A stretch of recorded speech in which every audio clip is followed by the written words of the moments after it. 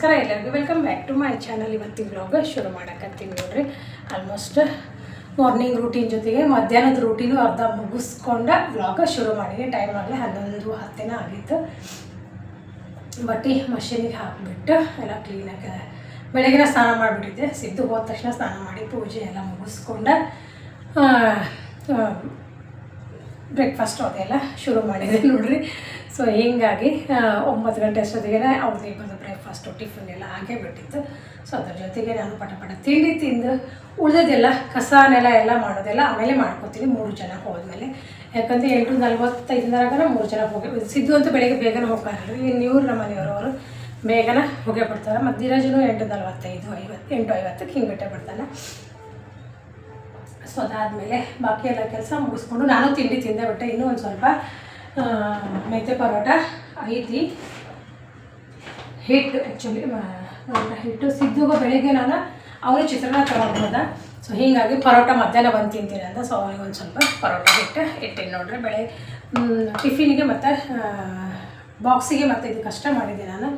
ಜಾಸ್ತಿ ಉಳಿದ್ರೆ ಮತ್ತು ಯಾರು ತಿನ್ನೋರ್ನೂ ಇಲ್ಲಲ್ರಿ. ಹೀಗಾಗಿ ಜಾಸ್ತಿ ಕಲಿಸಿಡೋದು ಬೇಡ ಅಂತಂದು ಹೇಳಿ ಸೊ ಅಷ್ಟ ಮಾಡಿದ್ದೆ. ಬೆಳಗ್ಗೆ ಸಿದ್ದುಗ ಸ್ನ್ಯಾಕ್ಸ್ಗೆ ಅಂತಂದು ಹೇಳಿ ಮತ್ತು ಆರೆಂಜ್ ಕೊಟ್ಟಿದ್ದೆ, ಹಣ್ಣು ಮತ್ತು ಇದನ್ನು ತೊಗೊಂಡು ಹೋದ. ಇನ್ನು ನೋಡ್ರಿ ಸಂಕ್ರಾಂತಿ ಹಸಿ ಕಡ್ಲಿ ತೊಗೊಂಬಂದಿದ್ದೆಲ್ಲ ಹಂಗೆ ಇಟ್ಟಿದ್ದೆ ಒಂದು ಸ್ವಲ್ಪ ಫ್ರಿಜ್ನಾಗ. ಇವತ್ತು ಕಾಯಿ ಎಲ್ಲ ಹುರಿದು ಇಟ್ಕೊಂಡಿನಿ. ಹಂಗೆ ಹೋಗುತ್ತಾ ಬರುತ್ತೆ ತಿಂತಾರಲ್ರಿ. ಹಿಂಗೆ ಮಾಡಿಟ್ರೆ ತಿಂತಾರೆ ನಮ್ಮ ಮನ್ಯಾಗ. ಶೇಂಗಾ ಆಯ್ತು ಹಿಂಗಾಯ್ತು ಹಸಿ ಯಾರು ತಿನ್ನಾಕೊಲ್ರು. ಸೊ ಅವನ್ನೆಲ್ಲ ಹೋಗಿಟ್ಟು ಆಲ್ಮೋಸ್ಟ್ ನಂದು ಕಿಚನ್ನಾಗಿನ ಕೆಲಸನೂ ಎಲ್ಲ ಆಗೈತೆ ನೋಡ್ರಿ. ಜಸ್ಟ್ ನಾನು ಬ್ಲಾಗ್ ಶುರು ಮಾಡೋಕ್ಕಿಂತ ಮೊದಲು ನಮ್ಮ ಮತ್ತು ನೆನಪಾಯ್ತು. ಆಮೇಲೆ ನಾನು ಆ್ಯಕ್ಚುಲಿ ನಾನು ಮಧ್ಯಾಹ್ನ ಮೇಲೆ ಬ್ಲಾಗ್ ಶುರುವಾಗಿ ಮಾಡಿರತ್ತು ಅಂತ ಅಂದ್ಕೊಂಡಿದ್ದೆ. ಯಾಕಂತ ಏನು ರೆಸಿಪಿನ ಅಂಥದ್ದೇನು ಶೇರ್ ಮಾಡ್ಕೊತಿದ್ದಿಲ್ಲ. ಹೀಗಾಗಿ ಸಿದ್ದು ಬಂದಮೇಲೆ ಏನಾದರೂ ಶುರು ಮಾಡಿರತ್ತು ಅಂತ ಅಂದ್ಕೊಂಡಿದ್ದೆ. ಮತ್ತು ಇದಕ್ಕಿಂದಾಗ ಮತ್ತೆ ನೆನಪಾಯ್ತು ನೋಡ್ರಿ. ಆಳು ವಡ ಮಾಡಾಕತ್ತಿದ್ದೆ. ಇದು ಸೆಕೆಂಡ್ ಟೈಮ್ ಮಾಡತ್ತೀನಿ ನೋಡ್ರಿ ಮತ್ತು. ಸೊ ಹೀಗಾಗಿ ಅರ್ಧ ಹಿಟ್ಟೆಲ್ಲ ರೆಡಿ ಮಾಡ್ಕೊಂಡ್ಮೇಲೆ ಮತ್ತೆ ಬ್ಲಾಗ್ ಶುರು ಮಾಡಿದ್ದೆ.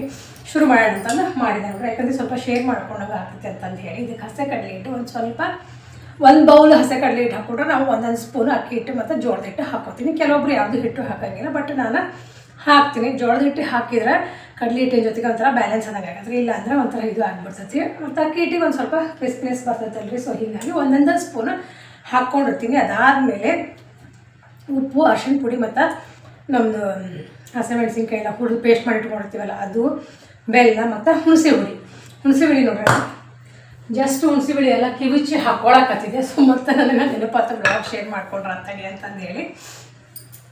ಸೊ ಇದನ್ನೆಲ್ಲ ಕಲಿಸ್ಬಿಟ್ಟು ಸ್ಟೀಮ್ ಮಾಡೋಕ್ಕೆ ಇಡ್ತೀನಿ. ಎಲ್ಲಿದೆ ನನ್ನ ಫ್ರೆಂಡ ಕೊಟ್ಟಿದ್ದು, ಮೊನ್ನೆ ಕೊಟ್ಟಿದ್ದು ಮತ್ತು ಇವತ್ತು ಕೊಟ್ಟ ನೋಡ್ರಿ. ಯಾಕಂದ್ರೆ ಮತ್ತು ಅಕ್ಕಿನೂ 1-2 ದಿನ ಫ್ರಿಜ್ನಾಗ ಇಟ್ಟಾರ. ಹೀಗಾಗಿ ಮತ್ತು ನಾನು ಫ್ರಿಜ್ನಾಗ ಇಡೋದಂದ್ರೆ ಇದು ಆಗಿಬಿಡ್ತೈತಿ ಅಂತ ಹೇಳಿ ಮತ್ತು ಮಾಡೇ ಬಿಟ್ಟರೆ ನೀನು ಕೊಟ್ಲಕ್ಕಿ ಸಂಜೆ ಮುಂದೆ ಮಧ್ಯಾಹ್ನದಾಗ. ಸೊ ಹೀಗಾಗಿ ಎಷ್ಟು ಒಂದು 7-8 ಎಲೆ ಅದಾವು. ಸೊ ಇವನ್ನ ಹೆಂಗೆ ಮಾಡ್ತೀನಿ ಅನ್ನೋದು ಶೇರ್ ಮಾಡ್ಕೊತೀನಿ. ಜಸ್ಟ್ ಅದರೊಳಗೆ ಫಿಲ್ಲಿಂಗಿಗೆ ನಾವು ಮಾಡ್ಕೊತೀವಲ್ಲ ಹಿಟ್ಟು ಇಷ್ಟು ರೆಡಿ ಮಾಡ್ಕೊಂಡಿರ್ತೀನಿ. ಬಟ್ ಎಲೆ ಕ್ಲೀನಾಗಿ ತೊಳ್ಕೊಂಡ್ಬಿಟ್ಟು ಸೈಡಿನ ಏನು ಇರ್ತಾವಲ್ರಿ ಎಲ್ಲ ಹಿಂಗೆ ಡೇಟ್ ಅಂತೀವಿ ನಾವು. ಇವೆಲ್ಲ ಆಲ್ಮೋಸ್ಟ್ ಎಲ್ಲ ತೆಗೆದ ಕೊಟ್ಟಾಳ ನೋಡ್ರಿ. ಅದ ಇವನ್ನೆಲ್ಲ ತೊಳೆದಾಳ ಆದ್ರೆ ಇನ್ನೊಂದು ಸತಿ ತೊಳಿತೀನಿ. ಸೊ ಆಮೇಲೆ ಇದಕ್ಕೆ ಹಚ್ಚಿ ರೋಲ್ ಮಾಡಿ ಸ್ಟೀಮ್ ಮಾಡೋದು ಅಷ್ಟೇ. ಬರೀ ಅದನ್ನ ಶೇರ್ ಮಾಡ್ಕೊತೀನಿ. ಈಗ ಫಸ್ಟಿಗೆ ಹಿಟ್ಟು ಕಲಿಸ್ಕೊತೀನಿ. ಸ್ಟಾರ್ಟಿಂಗ್ನಾಗೇನೋ ಫುಲ್ ರೆಸಿಪಿ ನಾನು ಶೇರ್ ಮಾಡ್ಕೊಂಡು ನನ್ನ ಯೂಟ್ಯೂಬ್ ಚಾನಲ್ ಮಾಡಿದಾಗ ಸ್ಟಾರ್ಟಿಂಗೇನ ಶೇರ್ ಮಾಡ್ಕೊಂಡಿದ್ನಲ್ರಿ. ಇದು ಫುಲ್ ರೆಸಿಪಿ ಎಲ್ಲ ಏನೇನು ಹಾಕಬೇಕು ಎಂತೆಲ್ಲ ಶೇರ್ ಮಾಡ್ಕೊಂಡು ಜಸ್ಟ್ ಬ್ಲಾಗ್ನಾಗ ಅಂತಂದು ಹೇಳಿ ಮತ್ತು ಶೇರ್ ಮಾಡ್ಕೊಳಕತ್ತೀನಿ. ಬನ್ನಿ ಪಟ ಎಲ್ಲಿ ತೊಳ್ಕೊಂಡು ಹಚ್ಚಿಬಿಟ್ಟು ರೋಲ್ ಮಾಡಿ ಇಡ್ತೀನಿ. ಈಗ ಹಿಟ್ಟು ಯಾವ ಥರ ಕಲಿಸ್ಕೊತೀನಿ ಅಂತ ತೋರಿಸ್ತೀನಿ ಬರ್ರಿ. ಈಗ ಇಲ್ಲೇ ಹಿಟ್ಟು ಕಲಿಸ್ಕೊಳಕತ್ತೀನಿ ನೋಡ್ರಿ. ಒಂದು ಸ್ವಲ್ಪ ಎಳ್ಳು ಮರ್ತು ಬಿಟ್ಟಿದ್ದೆ. ಸೊ ಇವತ್ತು 4 ಎಳ್ಳು ಹಾಕ್ಕೊಂಡಿನಿ. ಸೊ ಎಳ್ಳು ಹಾಕ್ಕೊಂಡು ಹಿಟ್ಟು ಯಾವ ಥರ ಇರಬೇಕು ಅನ್ನೋದನ್ನು ತೋರ್ಸಕತ್ತೀನಿ ನೋಡ್ರಿ. ಅಂದರೆ ಎಲ್ಲಿಗೆ ನಾವೇನು ಹಚ್ತೀವಲ್ಲ ಅದು ನೀಟಾಗಿ ಕುಂದಿರ್ತೈತಿ. ಜಾಸ್ತಿನೂ ಅಳಕೂ ಮಾಡ್ಕೋಬಾರ್ದು, ಜಾಸ್ತಿ ಗಟ್ಟಿನೂ ಮಾಡ್ಕೋಬಾರ್ದು. ಆ ರೀತಿ ನಾವು ನೋಡಿಕೊಂಡು ನೀರು ಹಾಕ್ಕೋಬೇಕ್ರಿ. ಇಲ್ಲ ಅಂದರೆ ಏನಾಗ್ತೈತಿ ಅಂದ್ರೆ ಎಲೆಗಿಂದ ಎಲ್ಲ ಹಿಟ್ಟು ಏನಾಗ್ಬಿಡ್ತೈತಿ ಜರ್ದು ಹೊಂಟು ಬಿಡ್ತೈತಿ. ಸೊ ಹೀಗಾಗಿ ನೋಡಿಕೊಂಡು ಇಷ್ಟು ಈ ಥರ ಇರ್ಬೇಕು ನೋಡ್ರಿ ಕನ್ಸಿಸ್ಟೆನ್ಸಿ ನಮಗೆ.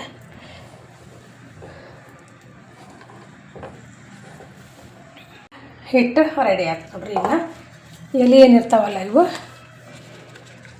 ಈ ರೀತಿ ನೋಡಿಕೊಂಡು ಉಲ್ಟಾ ಹಚ್ಚಬೇಕು ಎಲ್ಲಿನ. ಈಗ ನಾನು ಕೆಳಗೆ ಏನು ಮಾಡ್ತೀನಿ ಅಂದರೆ ಒಂದು ಸ್ವಲ್ಪ ದೊಡ್ಡದ ಎಲ್ಲಿ ಹಾಕ್ಕೊಳ್ತೀನಿ, ಅಂದ್ರೆ ನನಗೆ ರೋಲ್ ಮಾಡೋಕೆ ಅನುಕೂಲ ಆಕತಿ. ಹಿಂಗೆ ರೋಲ್ ಮಾಡ್ಬೇಕಾಕತಿ. ಹೀಗಾಗಿ ಕೆಳಗೆ ಫಸ್ಟ್ ಏನು ಹಾಕೋತೀವಲ್ಲ ನಾವು ಎಲ್ಲಿನ ಅದನ್ನು ಒಂದು ಸ್ವಲ್ಪ ದೊಡ್ಡದು ಹಾಕ್ಕೋಬೇಕು, ಅಂದ್ರೆ ನಮಗೆ ರೋಲ್ ಮಾಡೋಕೆ ಅನುಕೂಲ ಆಕತಿ. ಈಗ ಹಿಟ್ಟು ಹಚ್ಕೋತೀವಿ ನೋಡಿರಿ.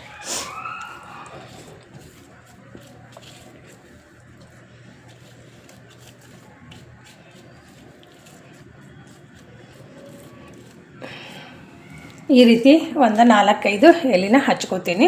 ಈಗ ಇದ್ರ ಮೇಲೆ ನಾನು ಮತ್ತೆ ಎಲೆ ಹಾಕ್ಕೋತೀನಿ. ಯಾವ ರೀತಿ ಅಂತ ಒಂದು ಎಲೆ ತೋರಿಸ್ತೀನಿ ರೀ, ಯಾಕಂದರೆ ವಿಡಿಯೋ ಭಾಳ ಲೆಂದಿ ಆಗ್ತೈತಿ ಅನ್ನಿಸ್ತದೆ ನನಗೆ. ಸೊ ಇದನ್ನ ಇನ್ನೊಂದು ಎಲೆ ತೊಗೋತೀವಲ್ಲ ಅದನ್ನು ನಾವು ಈ ರೀತಿ ಉಲ್ಟಾ ಹಾಕ್ಕೋಬೇಕು. ಮತ್ತೊಂದು ಎಲೆ ತೊಗೊಂಡ್ಮೇಲೆ ಈ ಕಡೆ ಉಲ್ಟಾ ಹಾಕ್ಕೋಬೇಕು. ಸೊ ಹಿಂಗೆ ಮಾಡ್ಕೋತ ಒಂದು 5-6 ಎಲೆದು ಹಿಂಗೆ ಮಾಡ್ಕೋತ ಹೋಗ್ಬೇಕು.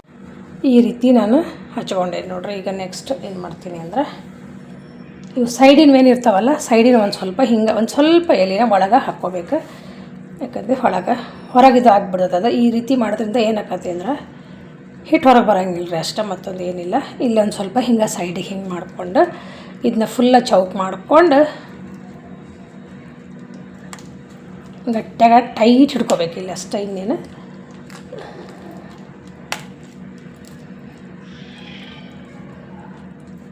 ನಮಗೆ ಎಷ್ಟು ಇದು ಅನಿಸುತ್ತಲ್ಲ ಅಷ್ಟು ಟೈಟ್ ಹಿಡ್ಕೊಂಡು ಆ ಕಡೆ ಈ ಕಡೆಗೆ ಏನೈತಲ್ಲ ಇವನ್ನ ಸೈಡಿಗೆ ಹಿಂಗೆ ಒಳಗೆ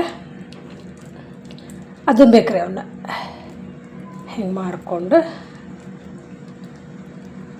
ಇದನ್ನು ಲಾಸ್ಟಿಗೆ ಇದು ಒಂದು ಸ್ವಲ್ಪ ಇರುತ್ತಲ್ಲ ಹಿಂಗೆ ಮಾಡಿಕೊಂಡು ಹಿಂಗೆ ಮಾಡಿ ರೋಲ್ ರೆಡಿ ಮಾಡಬೇಕು ನೋಡಿರಿ. ಈ ರೀತಿ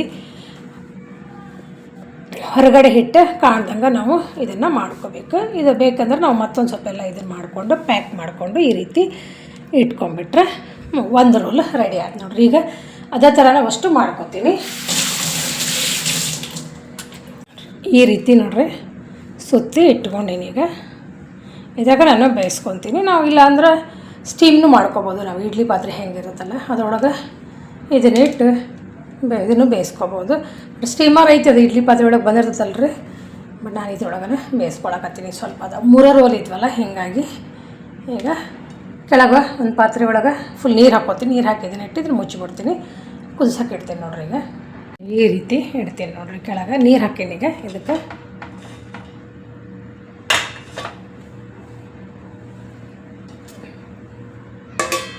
ಆರಾಮಾಗಿ ಕರೆಕ್ಟಾಗಿ ಸ್ಟೀಮ್ ಹಾಕತ್ತೆ ನೋಡ್ರಿ. ಜಸ್ಟ್ ಈಗ ಕುದಿಯೋಕೆ ಇಟ್ಟೀನಿ ನೋಡ್ರಿ. ಕುದ್ಮೇಲೆ ಮತ್ತೆ ತೋರಿಸ್ತೀನಿ ಹೆಂಗಾಗ್ಯಾವಂತ ಇವತ್ತಿನ ಅಳುವಡ. ಈಗ ಇಲ್ಲಿ ನೋಡ್ರಿ, ನಾನೇನು ಬೇಯಿಸಿ ಇಟ್ಕೊಂಡಿದ್ನೆಲ್ಲ, ಅವು ಏನು ರೋಲ್ ಮಾಡ್ಕೊಂಡಿದ್ನೆಲ್ಲ ಒಂದು ತೆಗೆದು ಇಟ್ಕೊಂಡಿನಿ ನೋಡ್ರಿ.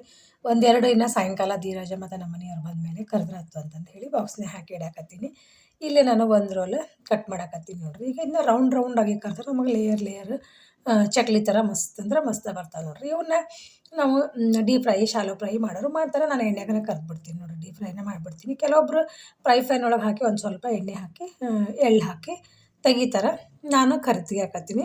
ಹೋಪ್ಸೋ ಇವತ್ತಿನ ನಿಮಗೆ ವ್ಲಾಗ್ ಇಷ್ಟ ಆಗೈತೆ ಅಂತ ಅಂದ್ಕೊಂಡಿನಿ. ಇಷ್ಟ ಆಗಿದ್ರೆ ಪ್ಲೀಸ್ ಲೈಕ್, ಶೇರ್, ಕಮೆಂಟ್ ಮಾಡಿರಿ. ಮತ್ತು ಫಸ್ಟ್ ಟೈಮ್ ಏನಾದರೂ ನೋಡ್ತೀರಾ ಚಾನಲ್ಗೆ ಸಬ್ಸ್ಕ್ರೈಬ್ ಮಾಡಿಕೊಂಡು ಸಪೋರ್ಟ್ ಮಾಡಿರಿ. Thank you. ಬಾಯ್.